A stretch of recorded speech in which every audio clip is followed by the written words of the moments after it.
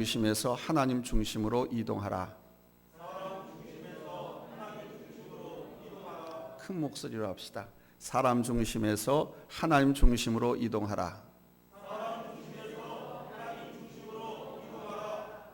세상은 사람 중심입니다.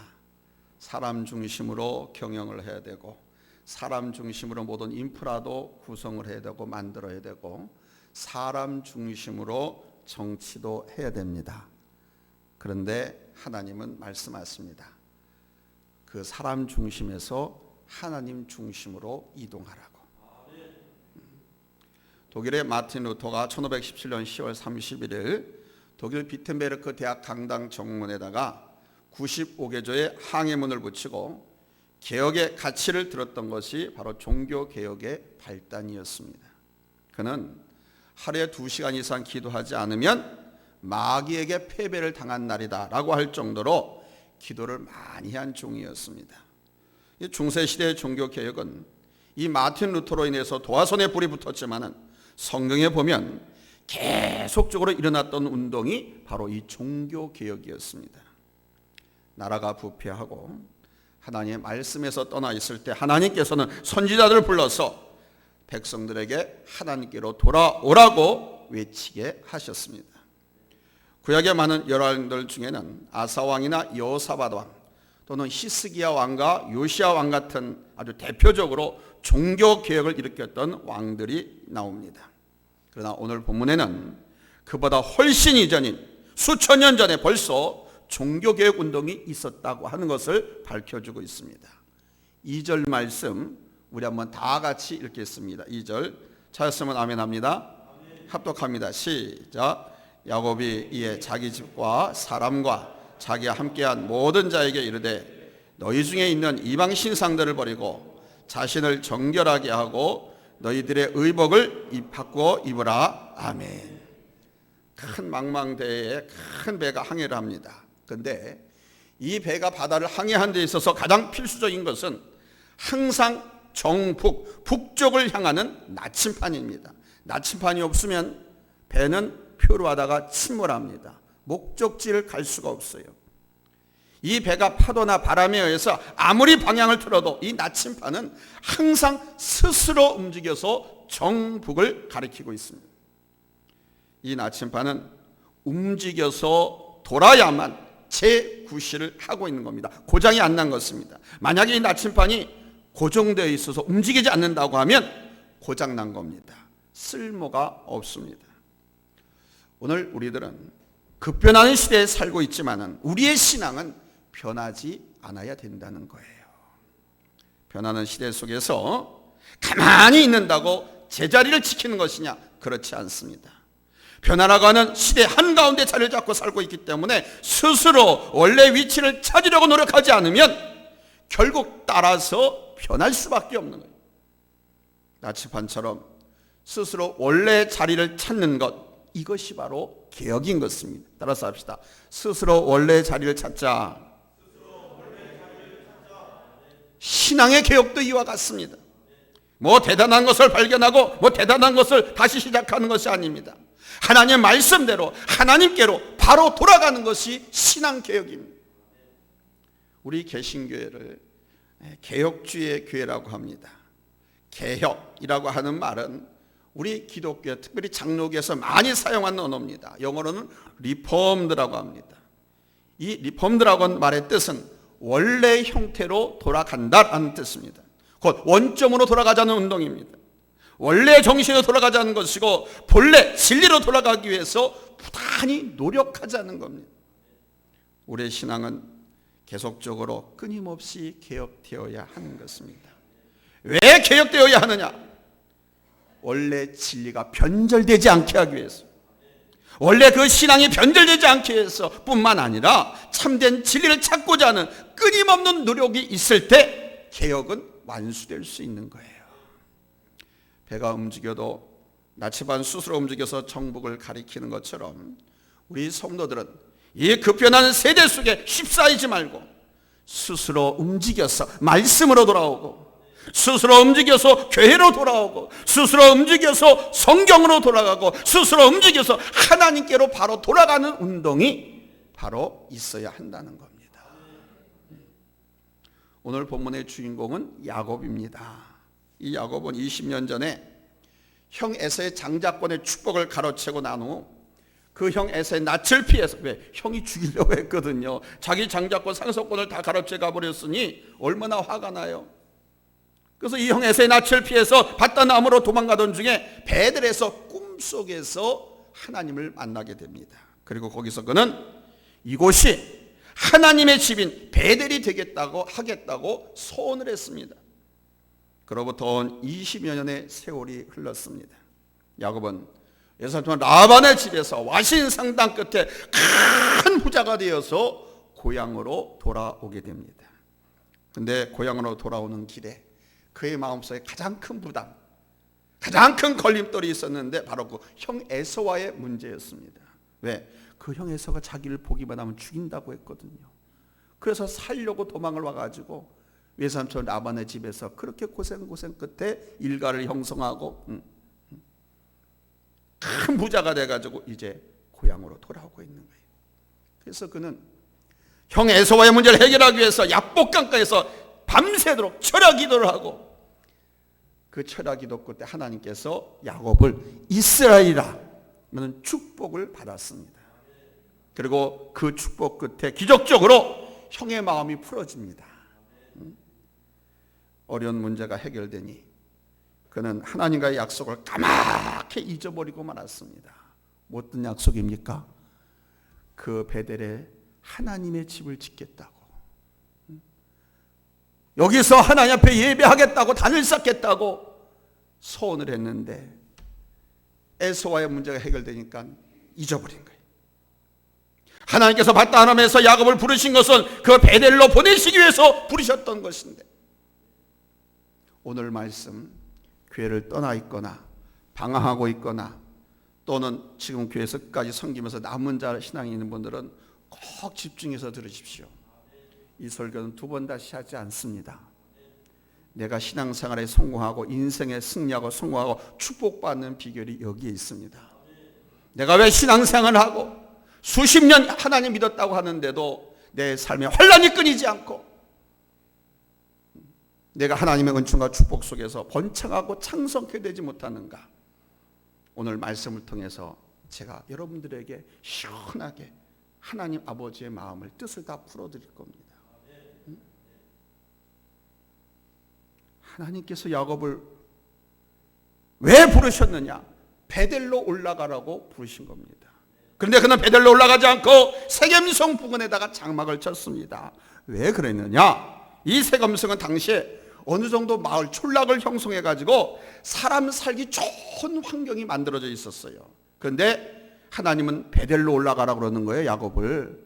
근데 그때 베델은 뭐냐? 그냥 사막이야. 광야였습니다. 그 야곱은 자기 눈앞에 평탄한 길이 펼쳐지자 하나님과의 약속도 잊어버린 겁니다. 그에게는 4명의 아내와 11명의 아들과 딸 하나가 있었습니다. 그리고 많은 가축과 종들이 있었기에 어려운 환경인 베델보다는 생활하기에는 세겜이 더욱더 편했기 때문에 아주 거기서 눌러 살 작정으로 은 100개를 주고 아예 땅을 사서 거기에다 집을 짓습니다. 야곱이 베델에서 하나님과 서원한 그 내용을 까맣게 다 잊고 있었습니다. 여러분, 하나님 앞에 약속한 것, 하나님 앞에서 받은 비전과 사명을 잊어버리고 저버린 세겜에서의 야곱의 생활, 여러분 어떠했을까요? 처음에는 좋았습니다. 평화로운 것 같았습니다. 나오미와 엘리멜렉 부부가 모압 땅으로 이주해서 두 아들 장가 들여놓고 너무 평안하고 행복했던 것처럼 아주 좋았습니다. 그런데 그 평화가 얼마 못 가서 깨지고 맙니다. 사건이 일어납니다. 어떤 사건이냐? 하나밖에 없는 딸 디나가 그 세겜 송주의 아들 세겜에게 강간을 당합니다. 결국은 결혼을 조건으로 세겜성의 모든 남자들은, 그냥 우리 이스라엘 여인들하고 결혼하고 장가들고 싶으면 남자는 다 그 거시기를 하라 그러는 거예요. 할례를 다 하라고. 할례를 하게 되면 남자가 일주일 동안 거동하기가 불편해요. 그 틈을 타서 야곱의 아들 시몬과 레이가 칼을 갖고 들어가 가지고 남자들을 모조리 다 죽여버립니다. 세겜성에.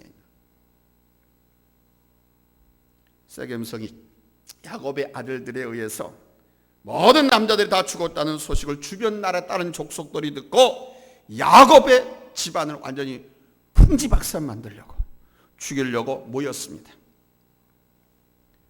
이 사건으로 해서 평화롭기만 하던 이 야곱의 가정이 가장 치욕적인 일과 생명의 위협을 받게 됩니다.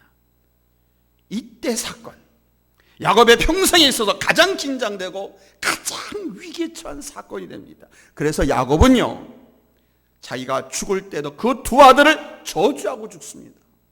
얼마나 위기를 느꼈습니까? 목회자들로서는 목회하다가 무슨 사건과 뭐 때문에 야, 목회의 위기다라고 하게 되면 그 위기를 불러준 그 당사자 절대 못 있습니다. 절대. 교회 해코지하고 부흥과 성장에 방해하고 교회를 떠난 사람들 절대 잊지 못합니다. 야곱은 그래서 죽을 때, 왜? 그 두 아들이 가서 칼로 세겜 족속의 남자를 모조리 죽이는 바람에 연합군들이 자기를, 한 가정을 완전히 풍비해서 내려고 몰려오게 되니까. 그래서 그 두 아들을 저주하고 죽었습니다. 1절 말씀에 하나님이 야곱에게 이르시되, 여기서 우리가 주목해야 할 것이 있습니다.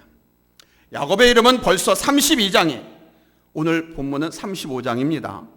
야곱의 이름은 벌써 32장에서, 즉 야복강가에서 바뀌었습니다.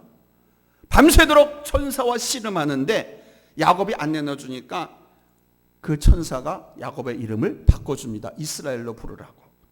그런데 오늘 35장입니다. 이스라엘이라고 부르고 있어요? 야곱이라고 부르고 있어요? 야곱이라고 부르고 있는 겁니다. 왜 그럴까요? 이스라엘이라고 하는 이름에 걸맞는 삶을 살고 있지 못해서 하나님은 아직 야곱을 이스라엘이라고 부르지 않고 야곱이라고 부르고 있던 겁니다. 그리고는 베델에서 단을 쌓으라 이렇게 명령하시는 겁니다. 베델, 네가 약속한 곳, 너 비전과 사명을 받은 곳, 그것이 베델 아니냐? 그것으로 올라가서 단을 쌓아라. 그리고는 과거에 형의 낯을 피해서 도망하던 때를 회상하라. 그리고 거기서 하나님을 만났던 모습을 회상하고 거기서 하나님과의 언약을 기억하고 그 언약과 그 믿음을 회복하기 위해서 단을 쌓아라 이렇게 명령합니다. 사랑하는 여러분, 우리는 나그네입니다. 아무튼 안산에 태어나서 안산에서 살고 있고, 뭐 우리나라 어디서 태어났다가 지금 안산에 와서 살고 있고, 어디서 살고 있든지 간에 우리는 나그네입니다. 나그네 된 우리가 저 천성을 향해서 올라가는 생활을 하지 않고 마치 야곱처럼 세겜의 밭을 사서 거기서 안주해서 세상에 휩쓰여 안주하여 살아가고 있지는 않은지 우리 자신을 한번 살펴보시기 바랍니다. 우리의 믿음을 다시 한번 점검하고 다시 베델로 올라가는 신앙생활이 되시기를 예수님의 이름으로 축원합니다. 그러나 이 베델로 올라가기 전에 먼저 해결해야 될 것이 있습니다. 하나님께서 베델로 올리시기 위해서 여러 가지 사건들을 만드시고 계세요. 왜냐하면 야곱이 베델로 안 올라가고 세겜에서 안주하고 거기서 그냥 끝내려고 하니까 이 베델로 올라가면 모든 문제가 다 해결됩니다. 오히려 하나님의 은총과 축복, 하나님께서 약속하고 계신, 예비하신, 물론 야곱이 약속하고 선한 것도 있었지만 그와 상관없이 올라오면 하나님께서 그에게 약속하시고 준비하신 축복들을 다 주시고 누리게 하신. 근데 이 축복을 누리기 위해서는 먼저 해결해야 될 일이 있다. 이게 2절에 보니까 야곱은 모든 식솔들에게 너희 중에 이방 신상을 제하여버리고 자신을 정결케 하고 의복을 바꾸라 그랬습니다. 이게 바로 개혁입니다. 딴 게 개혁 아니에요. 원래의 위치, 참된 진리로 돌아가기 위해서 하나님이 계신 곳에 가기 위해서는 우선 버릴 것이 있다는 거예요. 모든 개혁은 이 버림에서 시작되는 겁니다. 버리지 않으면 개혁이 될 수가 없어요. 여러분, 세상적이고 이방적인 것들은 모두 다 버리시기 바랍니다. 성경에서 나타난 종교개혁은 우상을 버리시는 것부터 시작되었습니다. 그리고 하나님께로 돌아가자는 것이 종교개혁입니다. 버릴 것 버리고 하나님께로 돌아가는 것. 첫째, 이방신을 먼저 버려라 그랬습니다. 이방신의 대표적인 것이 자기 친정집을 떠나올 때 몰래 훔쳐온 라헬이 갖고 있는 드라빔이었습니다. 이 드라빔을 왜 훔쳐 갖고 왔냐면 나중에 떠돌이 생활하면서 남편 쫓아서 왔지만은 부자지만은 혹시라도 잘못된 이 드라빔을 갖고 있으면 친정집의 상속권이 이 드라빔을 갖고 있는 사람에게 있거든요. 이 이방신 섬긴 사람들에게는 그게 징표였어요. 그래서 이걸 갖고 왔어요. 대단한 것입니다. 이것도 버리라는 겁니다. 신명기 12장 30절에 보면 이방인들이 어떻게 그 신을 섬기는가 하는 호기심도 갖지 말라고 경고하셨습니다. 베델은 하나님의 집입니다.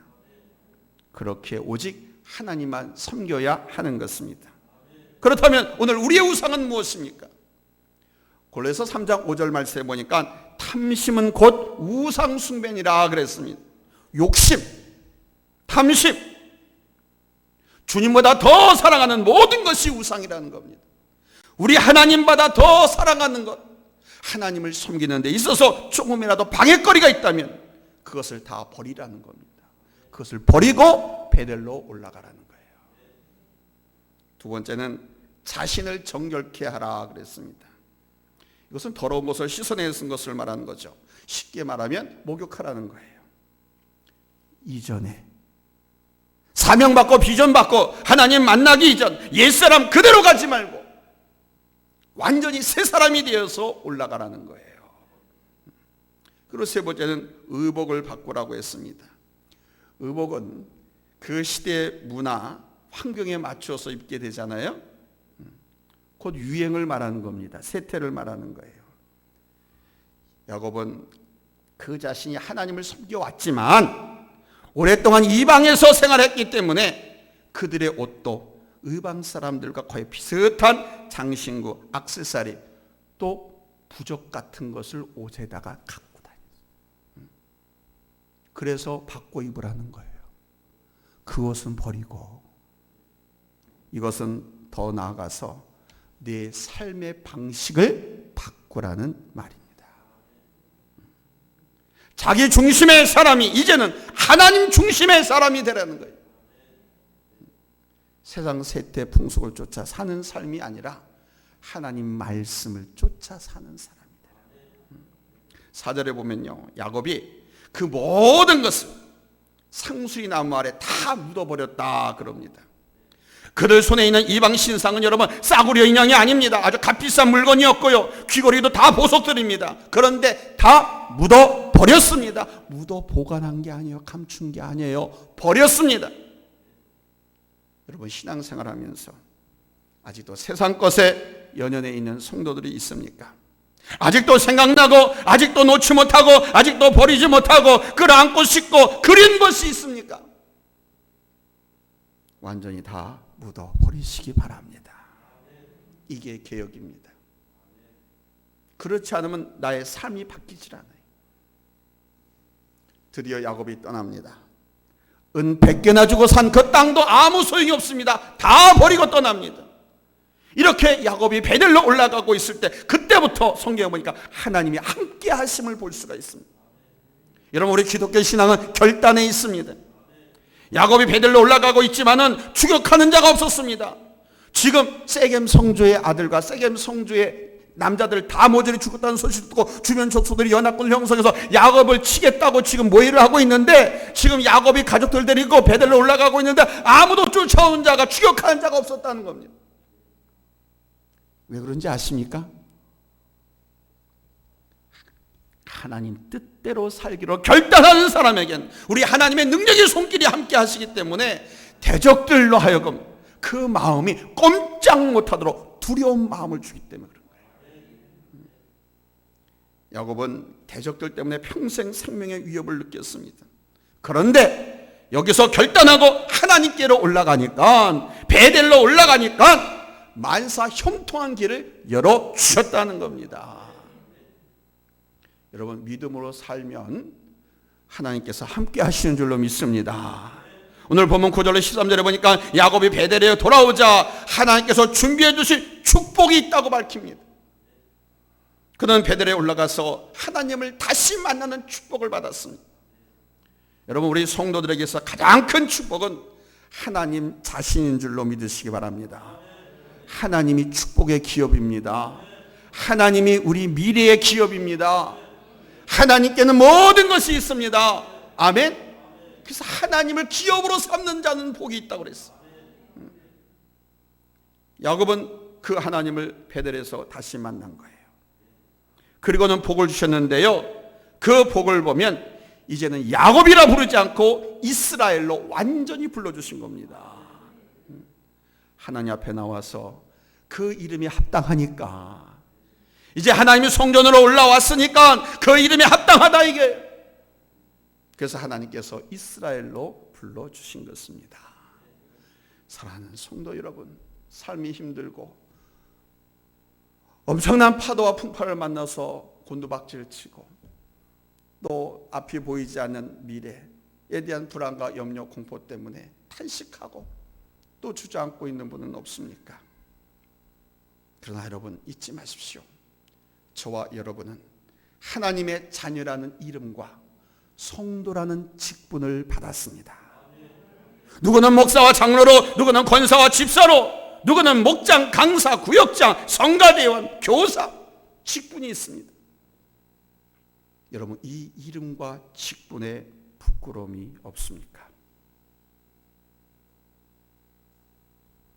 여러분 이름과 직분에 걸맞게 살아가시기를 예수님의 이름으로 축원합니다. 할렐루야. 뿐만 아니라 생육하고 번성하는 복과 아름다운 땅을 자자손손에게 기업으로 주시겠다는 축복도 받습니다. 야곱이. 그래서 결국 야곱은 이 야곱의 12아들에 의해서 이 12아들이 장가가지 않습니까? 그래서 일가를 형성해요. 자식들을 낳아요. 그게 지파가 돼요. 12지파가 돼요. 그 12지파가 이스라엘이라고 하는 민족 나라가 되는 겁니다. 자자손손 복을 받습니다. 여러분 축복은 아무 곳에나 받는 것이 아닙니다. 축복이 야복강에서 약속되었지만 그 축복을 받은 것은 베델이었습니다. 곧 하나님이 함께 하신 하나님의 집인 것입니다. 축복을 노래방에서 받는 게 아니에요. 축복은 아무데 교회 가서 받는 게 아니에요. 십자가 걸려있다고 다 내 교회입니까? 아닙니다. 우리 교회 재직들은 재직생활을 통해서 귀에 못이 박히도록 여러분 들었지 않습니까? 하나님의 집 교회는 많지만 내 교회가 아닌 거예요. 하나님께서 내게 비전과 사명을 주신 것, 그것이 내 교회인 겁니다. 그곳에 여러분을 불러서 그곳에서 비전도 주고 사명도 주시고 이름과 직분을 주시는 거예요. 나를 사랑하고 신뢰하고 충성되게 여기셔서 복받게 하시고 당신의 이름을 드러내게 하시려. 아멘. 야복강에서 약속이 있었지만 그 축복은 베델에서 받았습니다. 아멘. 야곱이 살기 좋은 세겜에 있을 때는 부끄럽고 어려운 일만 있었지만은, 그러나 베델에 올라올 때부터는 하나님께서 복을 주셔서 여러분 그 복을 영원히 누리도록 하게 하신 줄로 믿습니다. 자, 하나님께서 야곱을 베델로 올라가게 한 목적이 무엇입니까? 3절에 보면 하나님께 내가 거기서 단을 쌓으려 하노라 그랬습니다. 곧 우리 하나님을 바로 섬기도록 하기 위해서 베델로 올리시는 겁니다.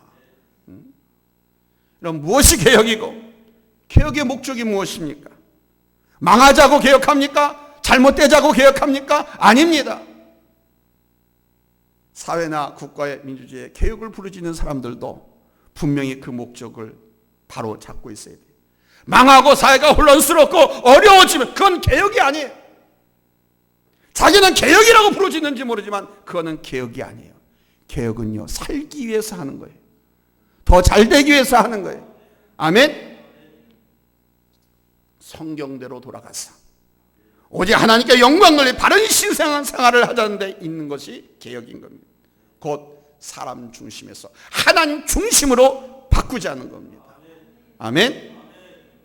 오늘 우리의 신앙생활을 다시 점검해 보고 여러분 버릴 것은 버리고 묻을 것은 묻어버리고 씻을 것은 씻어 버리시기 바랍니다. 그리고 하나님 앞으로 날마다 올라가는 신앙생활을 하시고 하나님을 바로 섬겨서 하나님께서 나를 사랑하시려 충성되어 여기서 복받게 하시려고 주신 아멘 그 직분, 그 사명, 그리고 비전 이거를 다 받아 누리시게 되기를 예수님의 이름으로 축원합니다. 할렐루야. 기도합니다.